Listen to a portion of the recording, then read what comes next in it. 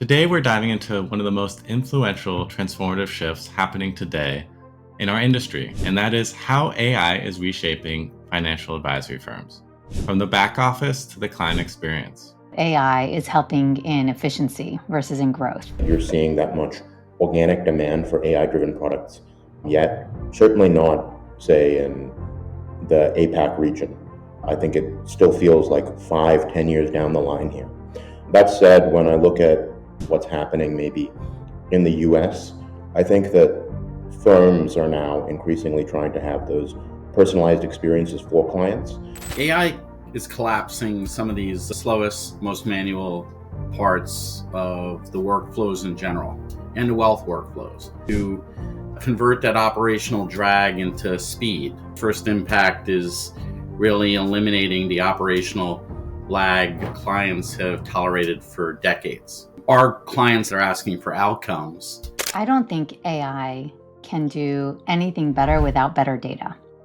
And our industry is notorious at not having good data about its clients. AI needs to be fed with better behavioral data, how your client thinks and feels, and what they want out of their money. And what the industry needs more than anything else in the world right now is differentiation. Everyone's got access to the same data, faster and cheaper. When we talk about AI, usually means large language models, vis-a-vis the entire field of machine learning more broadly. And when we talk about that, I don't think it's actually adding that much at that quantitative trading level. AI readiness begins with data. Clean data, consistent processes, and modular architecture. Foundations really determine whether AI multiplies or exposes. Do you guys believe that AI will be able to democratize that wealth creation? When fees goes down, then you have more democratization. You have more people reaching the types of financial services they need. It's a good thing to give more people control of their financial destiny.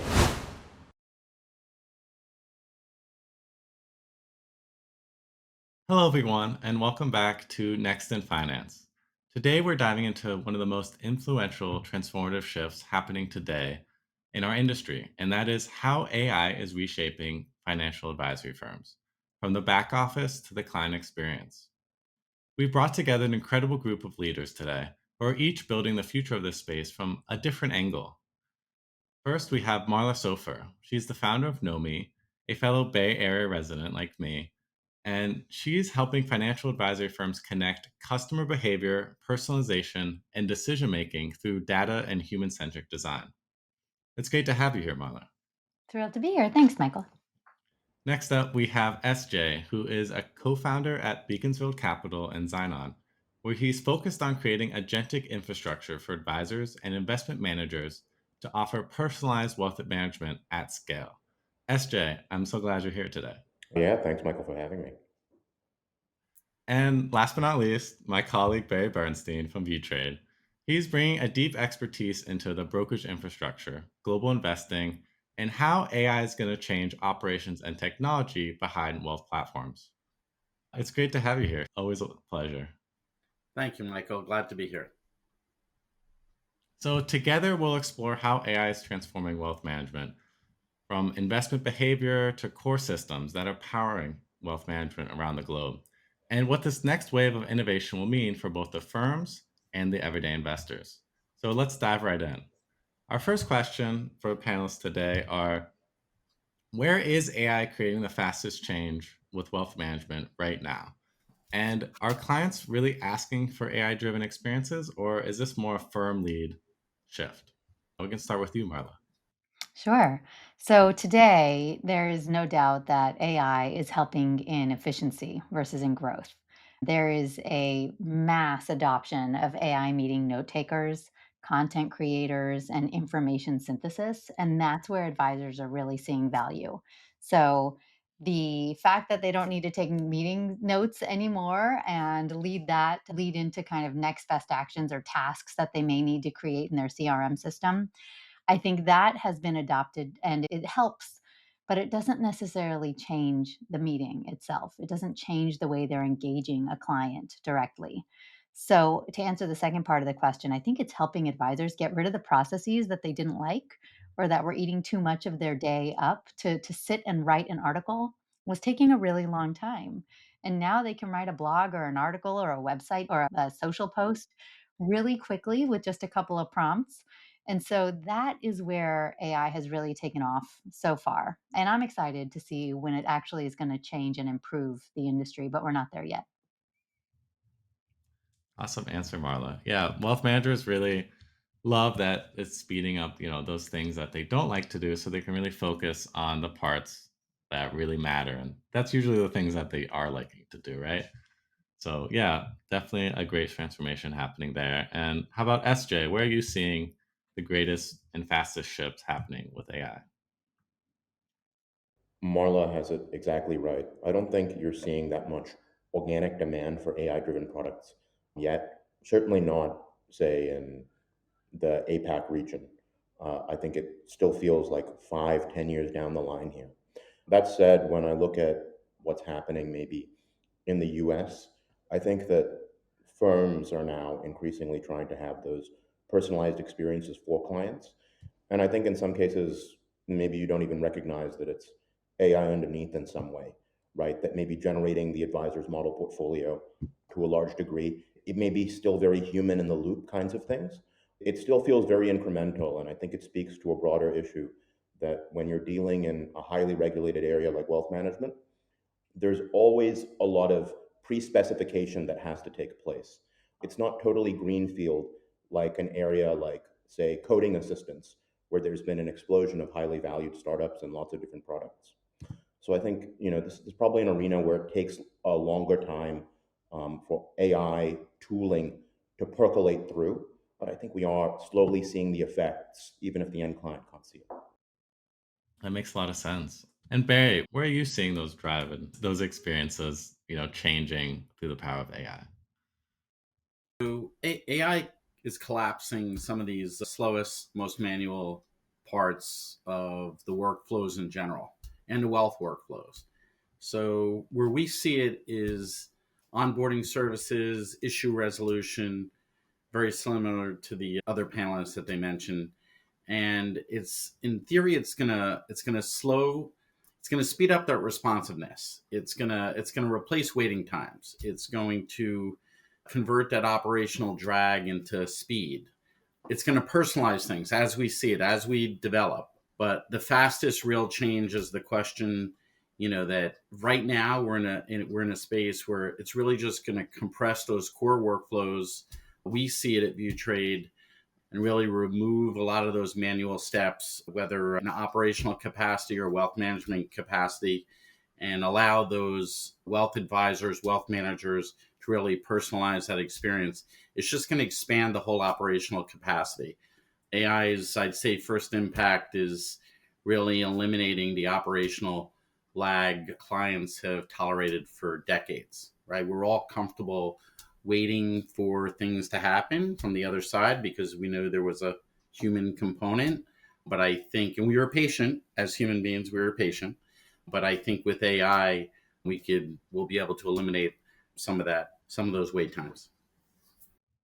Yeah, really compressing those, the time it takes to settle even. We already seen that happening, and I will assume will just keep compressing it down. And really just help speed up, everything across the board, which at the end is going to really help that everyday investor when I go, to make a trade, to take out money, et cetera, et cetera. We expect things to happen real time now, especially as just, consumers of technology. And I think helping compress that down is going to help, more and more people be more intuitive with investing across the board. And then, as you So, said, with the our clients asking for it, as Marta said, they're not specifically asking for AI, right? They're asking for solutions. They're asking for outcomes.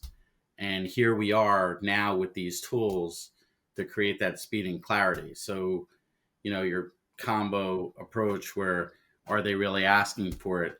Probably not directly, but, when am I getting this? Or here, the pressure's on, drive this change.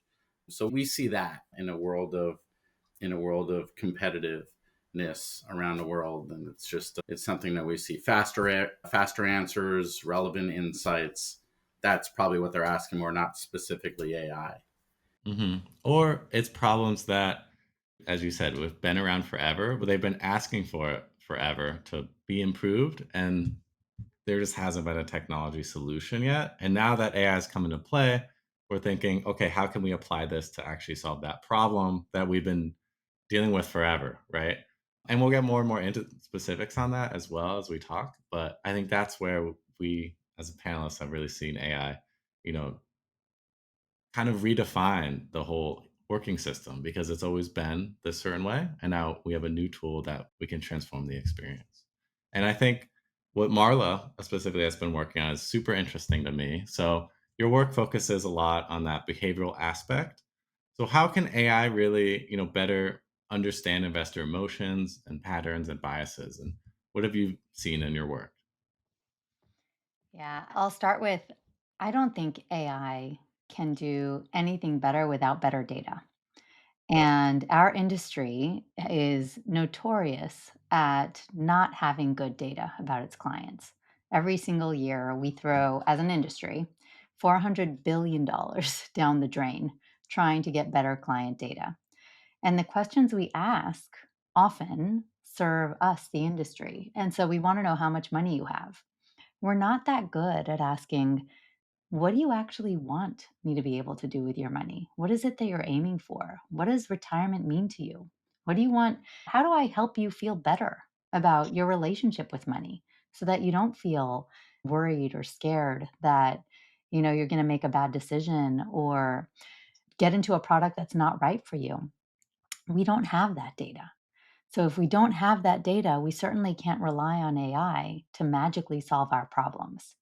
So I feel like AI needs to be fed with better behavioral data. And when I say behavioral data, I don't mean your transactions, your balances, your concentrations, your time horizon. Well, time horizons, yes. But I mean how your client thinks and feels and what they want out of their money. And so the first step is get the data. And then the way that AI can help understand investor emotions, patterns, and biases is by synthesizing that data. Once we're pretty comfortable that it's at a pretty high quality and that it's verified by the client. That is a very big if and when. And so, what we focus on at Knomee is actually gather that data in a verified way in an environment of trust by creating agency for the client. The more they share, the more accountability they have over their advisory wealth management relationship. The more they have a sense of accountability. The more I tell you about what I want, the more I can feel confident that you're going to come back and deliver it to me. If I don't tell you what I want, then basically you're holding the reins and not me.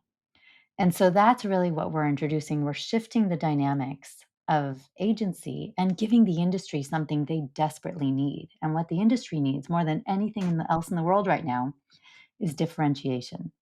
And that's because everyone's got such similar sets of products. Everyone's got access to the same data faster and cheaper than they've ever had it before. And so anything that is public and out there, it is going to be just a race to basically reducing prices. That when there's no other thing to price on and everyone's got the same resources, then you have a race to the bottom on pricing. So what we're actually trying to solve for is don't enter that race by being better, being different, being more differentiated. Know your client better. When you understand what they're feeling, their values, what they want from their future, now the AI can tell you, how do I show up? How do I show up every time? Every time I connect with that client, in a way that makes them feel heard and understood so that they're an all in client. They want to hear what else I have to offer. They trust me because they get a sense that I understand them really deeply. And so that really is speaking into how AI can really help, strengthen the trust, right, between the client and the advisor. But I think a lot of customers maybe feel a little uncomfortable or don't trust AI or computers as much as a human aspect. So could you know talk about the differences? Where does that human come into play versus, the AI? Yeah, totally. The craziest thing that we found is that advisors are extremely reliant on this one mechanism, the meeting. And if you just think about all of your friends and you think about your family members and you think, are all of them comfortable speaking up in a meeting setting, sitting across the table from an advisor? The answer is no. Everyone is different. And some people might be much more comfortable engaging in a digital fun experience. And some people might say, you know what, I don't want to do the digital experience. I just want to talk through it. And that's fine. But today, all we have in order to do the intake and the discovery process is the meeting. And that's really the only tool at our disposal. And a lot of advisors are given question banks of 200 questions, very rooted in behavioral finance, the same way that we are. But no person in their right mind is going to sit there and ask 200 questions. And no person wants to sit and answer 200 questions. That's just not natural. It's not a way to drive engagement. Now, the digital experience that we create has to be different than what the industry does today. Today, if you're going through onboarding into a financial planning tool, and not to call them out, but like Money Guide Pro or eMoney or Right Capital, they're all pretty similar. They ask you to do a lot of homework. They ask you to share information that you already know as a client. You don't get any value out of kind of spitting out this information, integrating all of your held away accounts, and let me kind of give you all of my transactional data and how much my house is worth and my insurance policies and my estate plan. There's not a lot of value for me out of that. So if that discovery process learns from other tools out there in the world, and so what we modeled after was dating apps and Noom and Duolingo and Strava. Why? Because those are four digital examples that are extremely engaging that get you to want to open up and share information because you get so much value out of it. And the process itself is fun. It's not taxing. It's not a 40 question questionnaire that by the end of it, you just feel like, ugh, when is this over already? Clients don't do it. If you ask advisors how many of them go through your values worksheets or your goals assessments, their clients don't go through it. It's not something they want to do. It's not something that's fun, engaging, delightful, and it doesn't teach them anything about themselves. So that's where we've changed it up. And we're introducing a digital means to help them share the things that are the most important that help the advisor understand here is how I'm going to give them more value.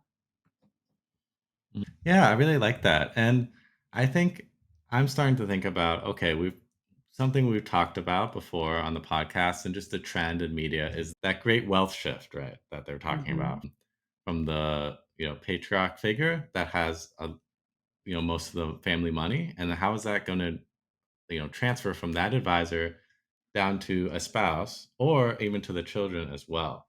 And as we've seen, a lot of statistics are saying a vast majority of that between the spouse and the children are planning to leave the current financial advisor. Why? Yes, Because they're not engaged with it at all. And a lot of the apps that you're talking about right now, I think everyone my age has a Duolingo, a dating app, and Strava on their on their phone right now, right? yeah, So I think that's a perfect way for you're filling that gap, right? You're trying to engage the younger crowd and also still offer that meeting aspect as well. Obviously, that's very important. of And course. kind of connect, the whole picture together, right? That's kind of what I'm seeing you talk about here and, shift from focused on that meeting, customer care, maybe to more of a platform that can be more social potentially or a more engaging for everyone within the family. Yeah, certainly more engaging. And the number keeps going up, right? I don't know if you've seen it, but I've seen research over the last years. It went from like 70 trillion to 90 trillion. Now we're talking about 124 trillion in this great transfer of wealth. And the latest research came out and said 81% of heirs plan to fire their parents' advisor. So it is way beyond a vast majority. That capital is at risk if client advisors don't know how to engage that next generation. So how are you seeing AI and your use of Nomi really help bridge that gap? Yeah. First is awareness. So the first is when you go through some of these apps, you learn stuff about yourself you didn't know. And what we've learned, and we've done loads of research with thousands of people, and we ask them, what are your goals? Most people don't know how to answer that question. They don't know how to articulate, these are my life goals, these are my financial goals, these are my values. And so we don't ask them the big, scary questions. We ask them easy to answer questions, and those create data breadcrumbs that then stack on each other. So then AI can then say, hey, here's everything you shared. These might be your goals. You should create them, you should change them, you should update them. And we also ask, how do you feel about your money? What does your emotional relationship with money look like right now? And this is where it's really critical to understand the context in which they answer that. One of the biggest challenges I've had, and I've been in this industry for over 20 years, we rely on a risk tolerance questionnaire, and the mechanism itself is outrageously flawed. In fact, there's already studies that say if they take it on another day, when the market's performing differently, they were in a different mood, they didn't just fight with their kids, they get totally different answers. And you think about, wow, what is the impact of that on an entire portfolio? Their whole retirement is wrapped up in a questionnaire that is ill created, it's ill formed, it's also static. You ask it once and you don't really revisit it that often, if at all. And people change. And so that is exactly how we've kind of shifted the way that we are gathering information to be dynamic, to be fun and engaging and gamified, to be short little spurts, we call them adventures that stack on each other, that help people articulate, here is what brings me joy. Here are my values. Here is how I want to envision my future. This is how I want to share my money with my family. These are the experiences I want to have. This is the way that I want to contribute to the things that are important to me, including my family. It could be whatever I want. But what we don't do is we don't make assumptions and we don't force them into generic archetypes. Every individual is different. And so we gather that difference and that very deep nuance. And then we use AI to help the advisor say, this is how you connect. This is what you might want to say in that next meeting with your client. This is the product that you didn't even know was relevant. But through Knomee, we recognize this is the perfect product for them. And so that is kind of how we're seeing advisors and clients build these way deeper connections. We're transitioning the entire industry that has been trained over the last probably since time immemorial. I think the first stock exchange was in the 1400s or so. I don't remember, 1300s, yeah. And we were an industry and have always been an industry that sells products. We push something at you. We push it, we bang you in the head with buy this. We are not an industry of solutions. We are not an industry of tell me what's bothering you and how can I help? And so that's really what we're trying to do. And the reason it's so critical and urgent right now is because of AI, because everyone now has access to the same products, the same data. So you got to be different. You got to be special. How are you going to get there? And I'm also very curious about, that risk tolerance aspect. When the market is, performing, going up, that's not really when you discuss it. But as soon as there's volatility, as we've seen, frequently given the last year relative to past decades, how is AI helping, reduce that behavioral bias to, really increase your risk tolerance versus, keep it more in check? How are you seeing that? Is it amplifying it or is it, flattening it out?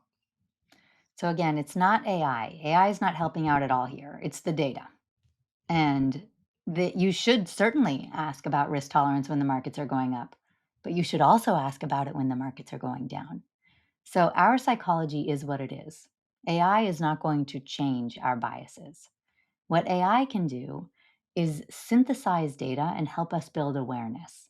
The more aware we are of our own tendencies, and the more aware we are of not only what we think we would do, but what did we actually do? What did we actually do in March of 2020? What did we actually do in 2008? So there are 7 different ways of measuring risk. A risk tolerance questionnaire measures one, and it measures it in a very static way. So we are actually not doing that. We're not doing service to our clients if we keep a bad widget to solve a problem that's a really important problem. We have to evolve the way that we understand somebody's risk, and not at one snap in time, but at multiple snaps in time. When the markets are going up, when the markets are going down, when you have a baby, when you buy a house, when you lose your job, when you get a job, each of those things are extremely emotional. And they're going to have a huge impact on the way that you perceive risk, on your biases, on what you think is right for you and what you're not sure is right for you. And so the more data you gather, the more valuable an AI layer could be to help actually now drive a next best action, now drive something that might be a good suggestion.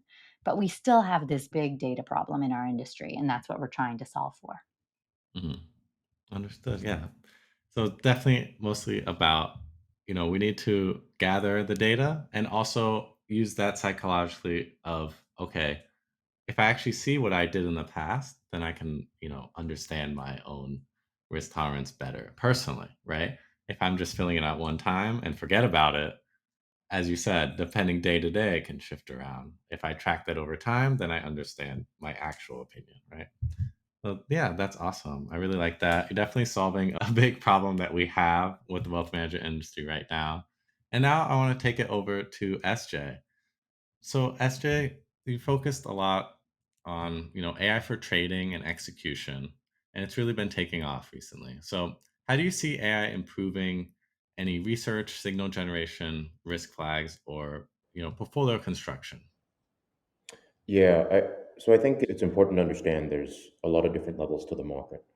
There's probably a level of the market at which we've always had like our brightest mathematical minds working on it. And that's kind of at the microstructure level. And that's manifest in firms you've heard about, Citadel or D. Shaw, and so on. And those guys have already kind of been at the forefront of what computational intelligence can do for a really long time. And I'm not actually sure AI, at least AI, when we talk about AI, usually means large language models vis-a-vis the entire field of machine learning more broadly. And when we talk about that, I don't think it's actually adding that much at that quantitative trading level. But where I do think it's starting to get used, and this is piggybacking very much on what Marla has discussed, and Barry as well, is that it's being involved in those research workflows to a much greater degree. Now, probably one of the greatest hedge fund managers of our time, Ken Griffin at Citadel, recently came out and said something like, AI is not generating any alpha for anybody. So it's not creating any greater returns for anybody yet. And maybe there's some truth in that. On the other hand, probably the hottest hedge fund on the planet right now is called Situational Awareness, and all it uses is large language models. And it's raised something like $5 billion in 8 months. So there's, again, Marla is so right to say financial services is dominated by bad data, but it's also people constantly obfuscating what their data is because it's a business of secrets, right? Even a financial planner is saying implicitly he has some secret that nobody else has. So I think in the workflows, what's happening now is that a lot of fundamental value analysis is now getting much easier, but it's somewhat segregated. If you want to do a lot of analysis on, say, a health insurance company, there's tons of documents online, and so it's quite legible. And so an LLM can help you parse through those things, summarize those things a lot more easily. If you're doing merger arbitrage, it's a lot easier to look through these 500-page filings with the SEC and figure out, what's the optimal security and so on. And so you're seeing a lot of price compression and much, much quicker movement there. And in time, those things will also become sort of integrated into fully automated workflows. But by and large, it hasn't shown up nearly as much as you might expect in signal generation or in investment research. And I think the fundamental reason for that remains at the trading level, it was already so sophisticated that there actually isn't that much margin to improve with these kinds of things. And then the LLMs themselves are still pretty far from having the level of precision necessary to be incorporated into a workflow without a human analyst involved somewhere. So what's really happening is just that a lot more information is becoming much more legible and much more prevalent across the industry, which is then actually taking away opportunities from other people at large. And I would just point out, I think the situation is actually really different in the United States than everywhere else. In the US, you now have a market where the marginal buyer is likely to be a passive index. So more than 50% of money is passive. So that means that the marginal purchaser of Apple, it's not driven by AI, it's not driven by the company's fundamentals, but basically by an ETF's need to balance algorithmically, totally automatically, based on how large that company already is. And so in that situation, it's not even clear how much of a difference AI really makes. In other markets, and Xynon owns the largest independent clearing participant in the Australian stock exchange as well. But so when I look at the Aussie market, it's almost completely different. And the opportunities for AI in say, these smaller markets, I think is far more pronounced because fundamental value still matters much more here.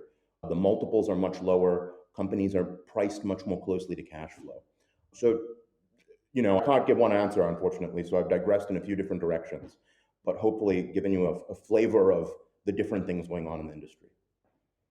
Yeah, I think that's a really great insight. And I think let's dive in more into one piece that you said, which is that in the US, you see little opportunity perhaps for AI improvement there as, you know, automation AI has just sped up, how much information is traveling and the speed at which it's traveling. But for different markets internationally, you saw that there was perhaps more opportunity there because of the different structure. Could you just speak more into that piece?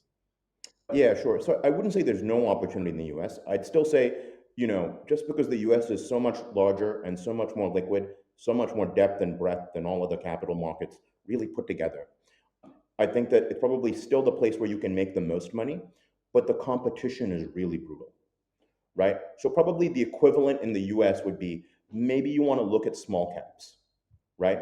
But you have an adverse selection problem in small caps, broadly speaking. So there probably is an opportunity to use LLMs and go through lots of small cap companies and parse the filings and see, okay, this company actually has a massive backlog that the market is not pricing in yet. So I actually predict, and this is especially true if inflation and interest rates are going to remain higher, so that long duration assets, like say tech stocks or cryptocurrency, don't come to dominate the market even more than they already do. Then I think, even in the US, you may see a little bit more of a resurgence of people buying on company fundamentals vis-a-vis just momentum and liquidity and these passive index rebalancings. I think, again, when you look at kind of the smaller markets, the opportunity is just so much more pronounced. And I liken it almost to a phenomenon I've seen over my like roughly 10-year career, where a lot of quantitative trading firms have actually come out to these smaller exchanges and made tremendous amounts of money. And this has sometimes led to real controversy, right? Jane Street was putting on quantitatively driven options trades in India. And like in 1 year, they made, I think, something like $3 billion on those trades. And now they're under scrutiny from the regulator because it's a zero sum market. So that $3 billion Jane Street, an American firm, is making is coming out of what? Out of basically Indian retail traders. And so there's also almost a geopolitical element to all of this AI and machine learning being applied, especially when you see fundamentally US technology coming out to these smaller markets. Yeah, we read about, the Jane Street, how they noticed that the option market was huge relative to the size of the equity trading market in India, and that allowed them to move the equity, right, without buying so much, And that was and very then LLM end driven. up being very. That was actually very LLM driven, which is people probably not widely known. But if you're in the industry and you talk to people at Jane Street, actually one of the reasons they were able to come up with that trade was they were using LLMs to parse a lot of the regulatory documents and then using that to get a sense of flow that other market participants, even very sophisticated ones, didn't have. Okay, very, yeah, very interesting. And then as we saw, a competitor ended up trying to do the same trades as Jane Street, which created competition. End up, the regulators figured out what was happening, and that ended up eventually closing down that loophole. But taking it back more to, the role of an advisor or a portfolio fund manager, how do you think AI is going to change that role over the next 3 to 5 years? Yeah, so it kind of, again, piggybacks on this broader trend that if AI is compressing performance, like if you're going to have a bifurcation between people who have access to massive amounts of data, again, a Jane Street, Citadel, Renaissance, and so are able to generate lots of alpha using data they exclusively have access to, and then everybody else who now has access, generally at roughly the same level to LLMs, then what's happening is that across most of the market, the returns are actually being compressed quite a bit. And you see that bifurcation more and more pronounced today. So if you're a financial advisor, as Marla said, right, your product is becoming increasingly undifferentiated. And we see two things. One is that you're seeing actually portfolio managers move into becoming advisors, and then advertising that their differentiation is that they're more sophisticated portfolio managers. That's one thing you see. Another thing you see is that advisors are actually becoming totally relationship managers and taking on almost a therapeutic role, and then outsourcing the portfolio management to an investment manager or a portfolio manager. And so I think in both cases, what is also going to happen is there's going to be much more personalization around the construction of the portfolio.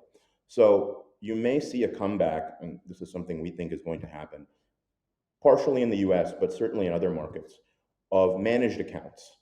But managed accounts driven by AI, so that an investment manager overseeing, say, 300 accounts over a couple different advisors could easily construct not necessarily just a model portfolio, but almost like a personalized fund within that separately managed account for each person. And I think that's an important part of kind of the infrastructure layer that needs to be built for advisors and wealth managers. That's a little bit ahead of the back end where I think ViewTrade usually plays, and a little below that true front end where Marla plays. And that's something of what actually Xynon is seeking to build. Yeah. Okay. That's very good insights. Thank you so much, SJ. And now I want to take it to Barry, my fellow colleague at ViewTrade, and really talk about it from more of a platform or infrastructure lens. What does that AI readiness need for wealth tech companies? And AI readiness is really just how are you going to get your data in order so that you can put an AI layer on top of it? What kind of strategies have you been thinking about, looking at, or doing lately to support that change? Yeah, so Marla and both SJ both touched on it. AI readiness begins with data.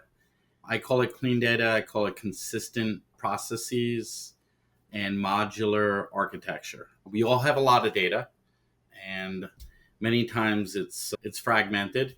Intelligence built on fragmentation is going to fail quickly. It's not going to work. Foundations really determine whether AI multiplies or exposes. Keeping that data clean, keeping the processes consistent, the integrity of the data is important.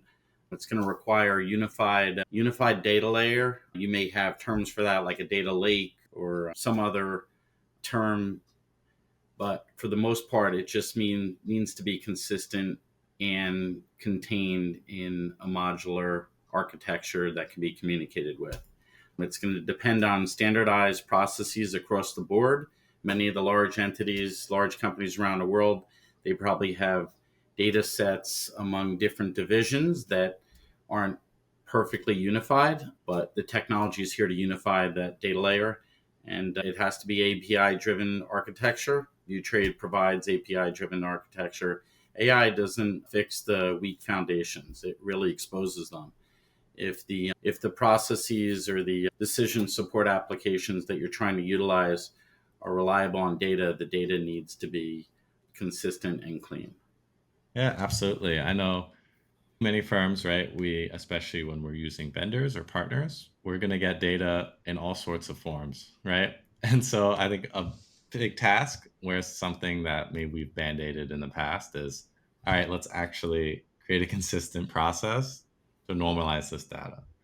And I think that's where we're going to see and we already have seen a huge increase in, things like Databricks and these database managers and providers that can really help companies improve their data integrity and improve their data structure so that they can even start using AI. Because if they don't have that, there's not going to be that much that they can do personally, right? As SJ said, they can put an LLM on top, but everyone has access to that, so it's not going to be as great of a differentiator. So, considering AI impacts, right, behind the scenes, that's where ViewTrade sits. So, where do you think is the biggest changes happening? Is it in trading? Is it in risk? Is it in ops? Or is it in compliance? So it seems like what I'm seeing is the path of least resistance or the largest gains right now are in operations. And historically, operations are where you sit in the life cycle here. Many of the checks were manual.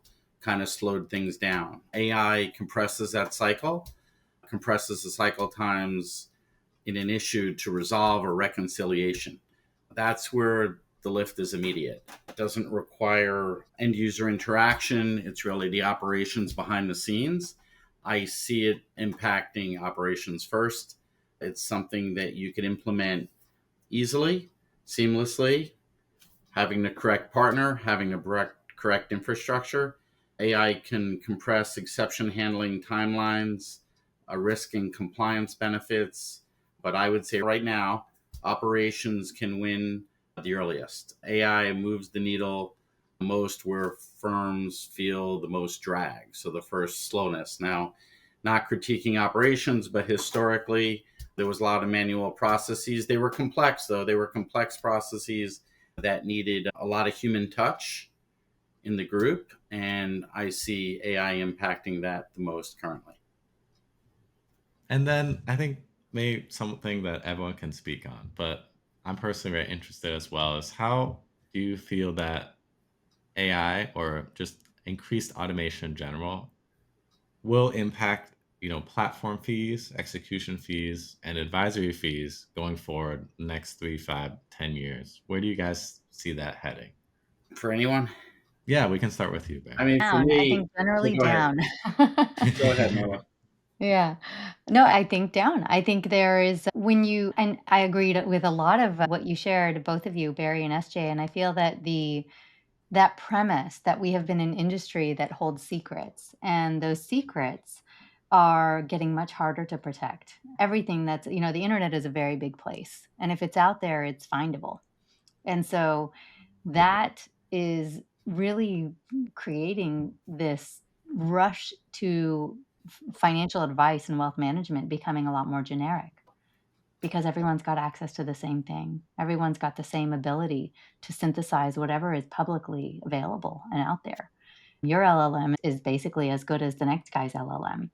So I do feel like it becomes, well, what are going to be those new secrets? What are going to be the new ways that we can introduce differentiation and better value? And so for a long time, I think it has been, well, I'm going to expand my menu and offer more products. But now everyone's expanded their menu and has more products. I agree also that there is a future of it's not only that I personalize for you, my investor, in a therapeutic way in the way I speak with you. But it is also, some people call it direct indexing, personalized portfolios, separately managed accounts, unified managed accounts. There's all kinds of way you can define it. It's basically a personalized portfolio, a custom portfolio. That's great. So, how are we going to offer that? How are we going to actually help people make better decisions for them? And I think that if that is possible, there is a justification for fees. If it is just selling the same models to the same people, there's going to be this race to the bottom. Marla, I cannot agree with you more. We really, over the past 20 or 30 years, we probably diluted a lot of the value that and we went to zero. Mike, I'd say AI shifts where the value is created. It's going to find its place where the value is created, not where the cost sits.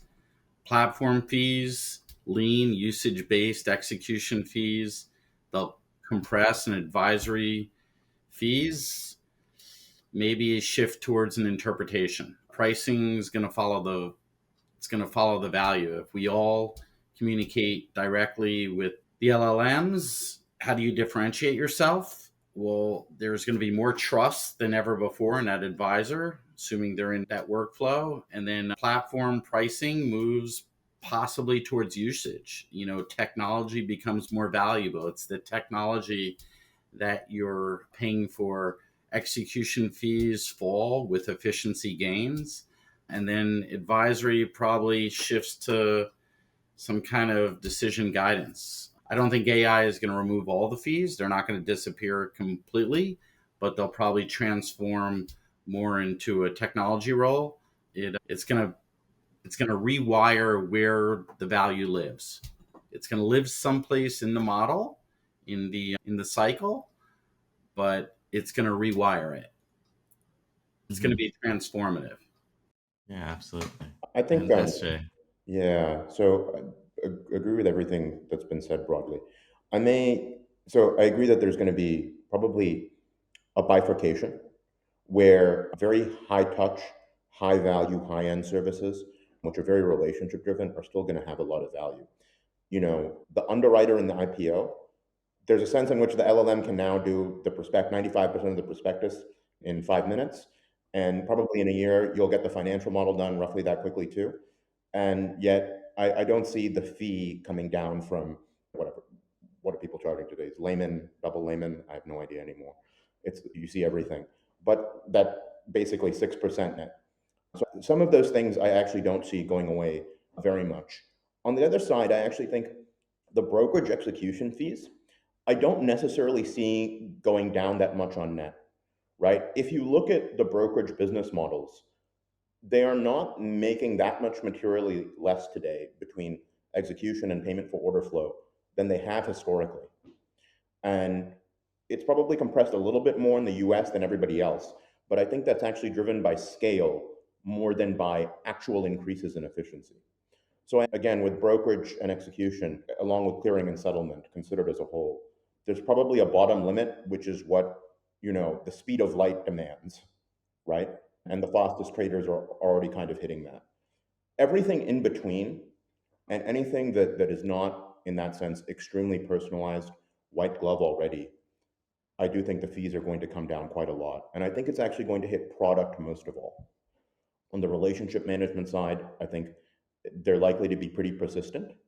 But I think you're already seeing that compression across almost all financial products, whether they're alternatives, whether it's just the standard ETF offer. So I agree with everything, but I think there's some subtleties around which things will have some more defensibility and cost persistence. Mm. I want to raise one more point that I think is just important as we talk about fees. So much of the rest of the ground is shaking below us. People are living longer. The definition of work is changing. People are shifting more frequently, and there's all kinds of different relationships with the vehicles through which you invest. So, just night and day different between a generation and two generations ago than where we are today, and the way that people have a relationship with their employer, where the primary bulk of where their investments come from happens. So much is happening. So, even if fees go down, maybe a long term value of the client goes up because they're living until 100. And so, there's just so many different other factors to consider when you think about what is the future of kind of wealth management as it relates to fees and AI and everything else that's going to be impacting it. Hmm. Might compress, right, on that month to month, but lifetime value is definitely going to be higher as we see people living longer, as you said. And also, if we're, connecting the wealth transfer as well, that is definitely a whole nother generation if you can successfully capture that advisory.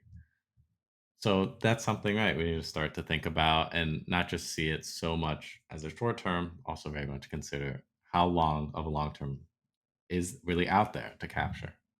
So we talked a lot about automation, AI, and how it's being used in firms today. For firms and advisors out there, firms, training firms have operating teams and financial advising firms with advisors. How do they think about training their staff right now? How do they think about, teaching their staff how to interact with this automation or, consider it as a part of something that can increase their productivity rather than something that they think will replace them? I would say training should focus on the workflows. That's what we're doing at ViewTrade. How does the data get digested? Where does it sit?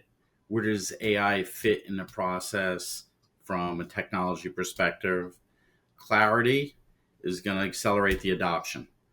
So workflows can be complex anywhere you sit in financial services. The workflows are complex. We know that. That's why we've been solving for this for years. Train the workflow integration, not to technical detail, but just more about the workflow integration, keeping that data clean and clear, clarify which decisions will stay human. There'll be a process of, you'll have a workflow.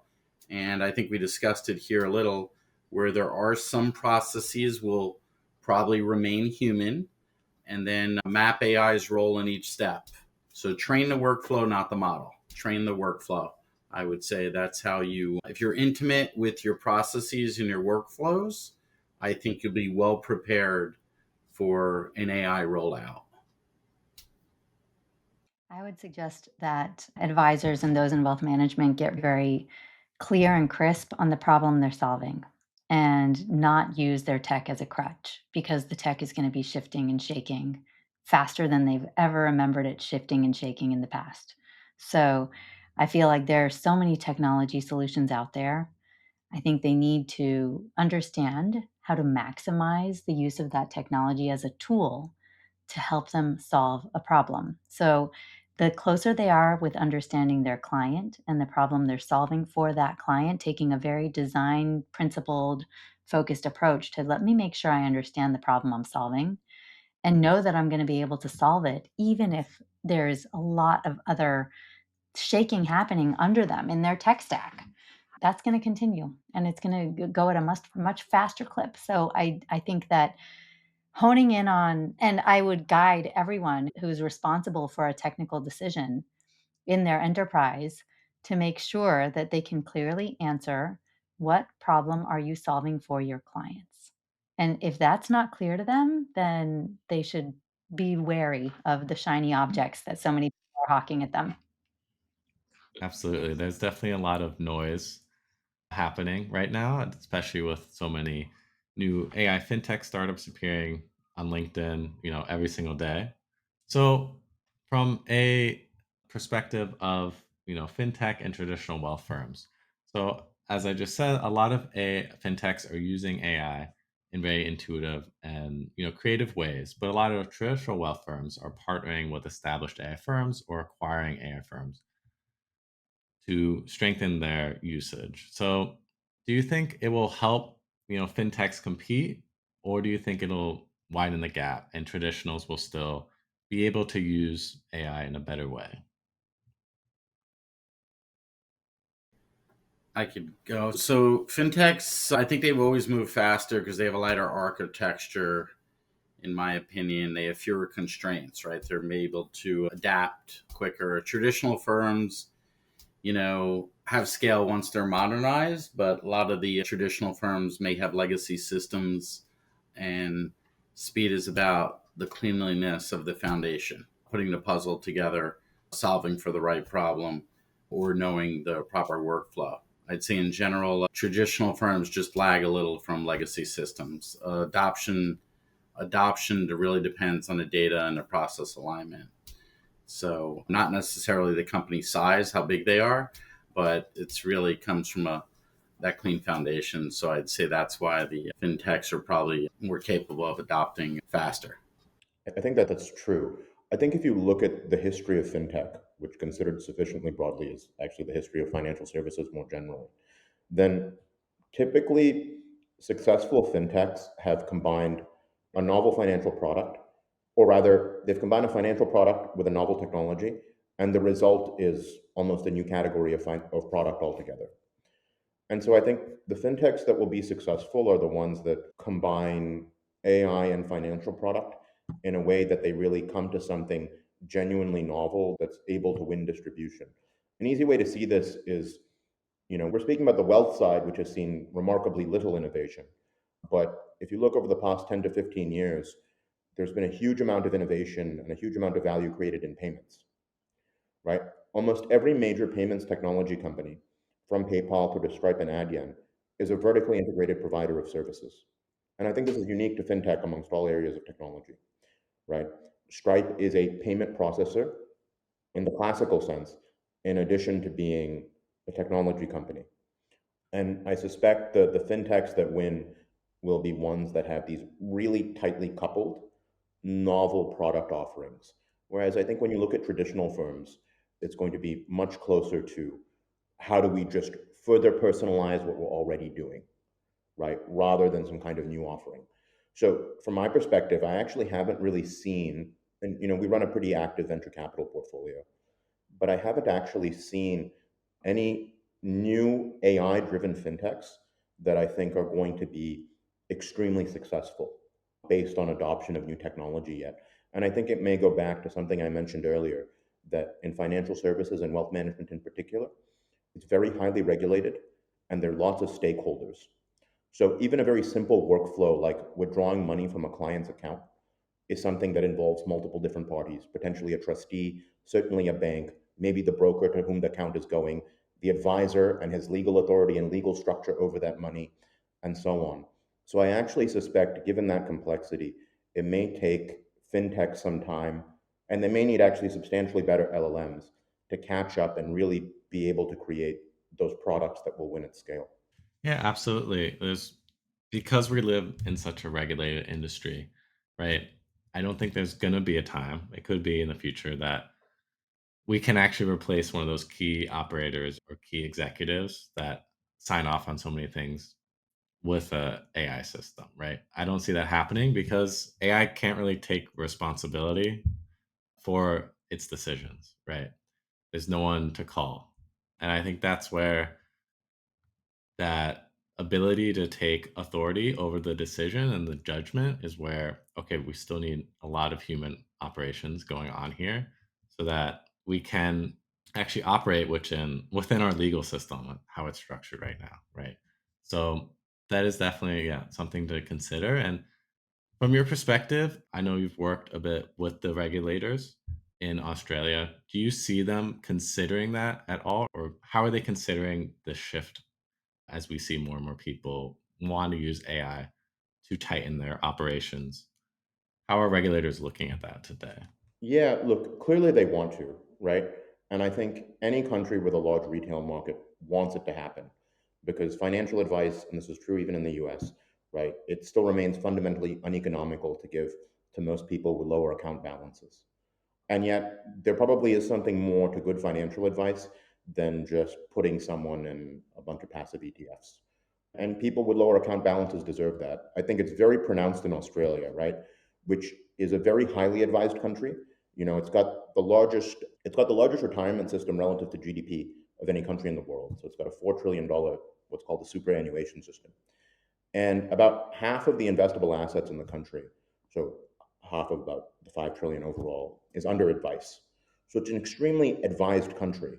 But then the regulators are looking at the fact that the more they regulate the advisors and everybody and all the intermediaries, and it's an extremely regulated country, perhaps the most in the world, they see that what they're doing is they're taking away advisors' ability to service lower balance accounts. And they also see that probably the only way that's going to end up happening in a healthy way is through AI. But I think everybody also sees that AI is not really, it's certainly artificial, but it's not really intelligence yet. It remains very imprecise. And again, when you're in a highly regulated space, precision is the whole thing. It's not enough to be 99% there if you're serving a million clients, right? You need to be 99.999% there, right? And have that level of precision, or your number of errors is going to sink your firm and create an unacceptable amount of notoriety for the regulator. And so, again, all these things actually make, again, I think AI somewhat harder to do in fintech than probably in other areas. And that's why you've seen relatively little that's genuinely catching people's eyes. Mhm. I, And I, Barry, I'm go ahead. sorry, go ahead. I was just going to chime in a little bit. So, Yeah. regulation is a lagging approach to change management, and it pops up when things go wrong, when there's a big mess up. That's when regulators pay attention, just like it did with FTX, right? When you kind of see, okay, guys, fintech folks, you went overboard. That was going overboard. That was, you've been operating with too little rails for too long, and we're going to step in or not, depending on, we've had a lot of changes in the US over the last year. But I think that having worked in both enterprise for, good chunk of my career and then the last decade in fintech, I can say that of course fintech goes faster. But I have a good friend, Kendra Thompson, who's run, a lot of different consulting practices and wealth management for years. And she is extremely optimistic about the incumbents in this next iteration and what AI is going to mean. Why? Because they have the trust that a lot of the evolving fintechs don't have. Now, is that true for the younger generation as we talk about the intergenerational transfer of wealth? Maybe not. But there is a lot to lose. And I've seen it with my own eyes in fintech organizations that don't have the right compliance rails. Yeah, absolutely. And Barry, I know you've worked with regulators both in the US and also globally. ViewTrade has India as well. So from your perspective, how are you seeing that relationship? So both Eshe and Arla touched on it. The business is built on trust, always has been. Guardrails, thoughtful AI are important. Just like in digital assets, several years ago, I spoke to this where without guardrails or without some regulation around it, companies have to take it upon themselves to put some guardrails in place. However, by doing that, you may be disadvantaged amongst other firms in the industry. However, right now we are in a state where we don't want to stop innovation. So I'm sure that's one of the reasons that we don't have clear defined use cases in our or prevention of that in our industry. But I do see regulators, I see questions from regulators, I see articles about what may happen in the future. And there's probably large language models, not to mention some of those names, but we probably know them. Some are more concerned about them than other, what could occur. But I think thoughtful AI, knowing your workflows and putting some general guardrails in place, driven by user input or corporate strategy or individual protection, is probably a good approach right now without more regulatory clarity globally. But I do see that happening, Mike. Absolutely. And then, do you guys believe that AI will be able to democratize that wealth creation? Or do you think it'll just further centralize into high net worth and established trading firms? I think this relates to the question you asked earlier about fees. When fees go down, then you have more democratization. You increase access. And so I do think that when you increase access and you have more people reaching the types of financial services they need, then of course you're finding a democratization of whatever those services are to the people that need them. I think also there will be a lot of AI agents and bots, whatever it may be, that take the place of what might have been a human role in the past for a lot of different types of accounts. And if it helps those individuals make better financial decisions, then of course there's another angle there for democratization. I think I think it touches on a lot of different issues also of political economy because the average American really doesn't have any investable assets of any kind. There's probably a deeper issue of political economy that needs to be resolved for like genuine democratization of these things. I would say, but even looking at this thing about fee compression, it is one thing to pass on returns more broadly, but again, it's also reflective of a compression in performance as well. And so it also means that most people are not going to be able to get excess returns to the degree they used to. That a lot of alpha is going away and that alpha is going to get increasingly segregated with the largest and best providers. And so I think democratization will certainly happen. It'll broadly be a good thing, but I think it's important to note it's probably to a large degree redistributional rather than growing the pie on its own. And it doesn't really obviate the underlying issues of political economy. So it's certainly not a panacea, but I do think, broadly speaking, it's a good thing to give more people control of their financial destiny. And again, it's probably a question of political economy, how you make sure enough people have some kind of investable stake in their society at all. That's a wrap for today's episode of Next in Finance. A huge thanks to our esteemed guests for joining us today, Marla, SJ, and Barry. If you enjoyed this conversation, don't forget to subscribe and share the episode. Thank you for listening, and I'll see you next time on Next in Finance.